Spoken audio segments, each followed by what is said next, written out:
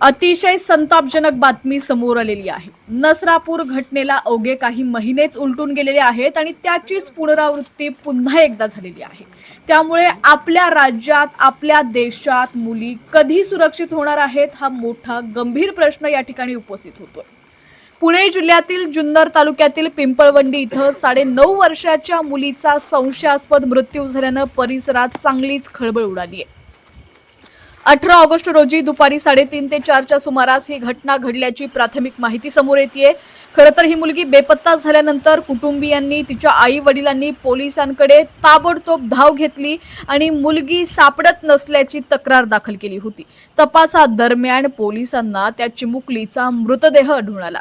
प्राथमिक माहितीनुसार एका तरुणानं या चिमुकलीला सायकलवरून उसाच्या शेताच्या परिसरात नेलं आणि त्यानंतर तिच्यावरती जे घडायला नको, तिच्यासोबत ज्या गोष्टी घडायला नको होत्या त्याच गोष्टी घडल्याचा संशय व्यक्त केला जातोय आणि यामधूनच तिची हत्या करण्यात आल्याचं सुद्धा समोर येतंय। या प्रकरणी पोलिसांनी एका संशयित तरुणाला ताब्यात घेतलं असून घटनेचा सखोल तपास सुरू आहे। पुणे जिल्ह्याचे पोलीस अधीक्षक घटनास्थळी दाखल झालेले असून विविध तपास यंत्रणांच्या माध्यमातून पुरावे आणि घटनेशी संबंधित बाबींची पडताळणी केली जाते। या घटनेनंतर पिंपळवंडी परिसरात संतापाचं वातावरण निर्माण झालेलं आहे। मुलीवर अत्याचार करून तिचा जीव घेणाऱ्या आरोपीवर कठोरात कठोर कायदेशीर कारवाई करावी, तपास जलद गतीनं पूर्ण करावा आणि पीडितेला न्याय मिळवून द्यावा अशी मागणी ग्रामस्थांनी केलेली आहे। आज दुपारी साधारणतः 2 वाजण्याच्या दरम्यान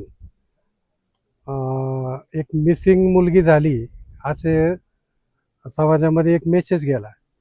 त्याच्यानंतर त्या घरच्यांनी साधारणतः 1-2 तास 4 वाजेपर्यंत शोधण्याचा प्रयत्न केला, परंतु त्यानंतर घरच्यांनी तक्रार दिल्यानंतर डिपार्टमेंट इथं हजर झालं आणि डिपार्टमेंटबरोबर आम्ही सगळे त्यांच्याबरोबर मदत करत होतो। इकडचे ओढे असतील, विहिरी असतील किंवा ऊसाचं शेत असेल, ह्या सर्व ठिकाणी आम्ही त्यांना शोधण्याचा प्रयत्न केला, परंतु ते काय हाती यश येत नव्हतं।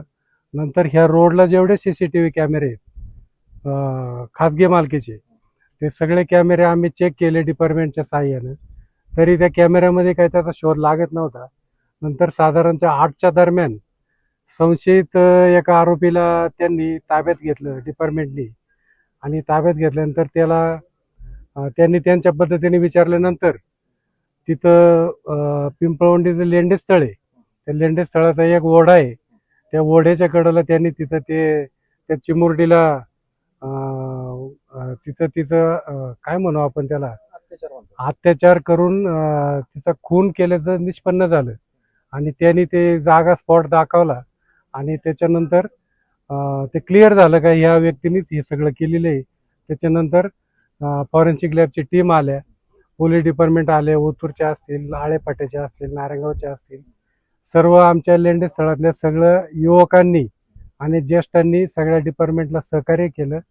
त्यांना हवं नव्हते रात्रीच्या वेळेला टॉर्च वगैरे किंवा अंधारात इकडं जाणं, तर आमची मुलं पहिली पुढं जायची, नंतर डिपार्टमेंटला सहकार्य करून डिपार्टमेंट यायचं। त्याच्यानंतर त्या बिचाऱ्या मुलीचा मृतदेह तिथं सापडला। त्याच्यानंतर फॉरेन्सिकची लॅब तिथं गेली आणि हा सगळा घटनाक्रम पाहिल्यानंतर प्रत्येक व्यक्तीचं मन हे हेलावून गेले। अगदी आपल्या घरातली एखादी चिमुरडी जावी अशा प्रकारची सगळ्यांची एक मानसिकता तयार झाली होती आणि त्याच्यातून एक अतिशय दुर्दैवी घटना आहे आणि जे कोणी ही घटना केली असेल त्या नराधमाला फाशीची शिक्षा व्हावी ही आमच्या पिंपळवंडीकरांची आवर्जून मागणी आहे। आरोपी स्वतः सोबत फिरत होता, माहिती तुम्ही पण पाहिलं ना? हो हो, CCTV चेक करण्यासाठी फिरत होता।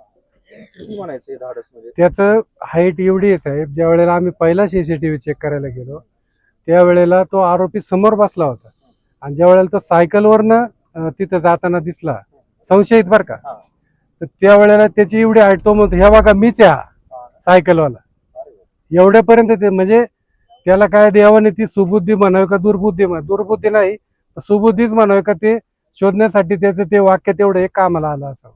त्यांनी कुठं प्लॅनिंग या गोष्टी केल्या नाही, ते आता कसं आता प्राथमिक दर्शनी आम्हाला नाही सांगता येणार। बस, धन्यवाद।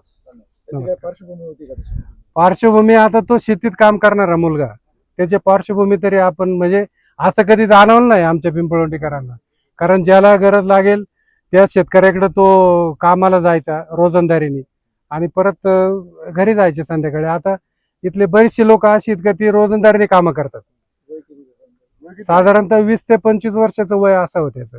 आणि ते चिमुरडीचं बालिकेचं 10 वर्ष, ती मला वाटतं चौथीला होती ना, चौथीला होती ती. काय नातेसंबंध ओळख काय असं काही? नाही, तो फक्त आमच्या मळ्यातल्या आमच्याकडेच जनरली ती लोक कामाला जास्त असतात.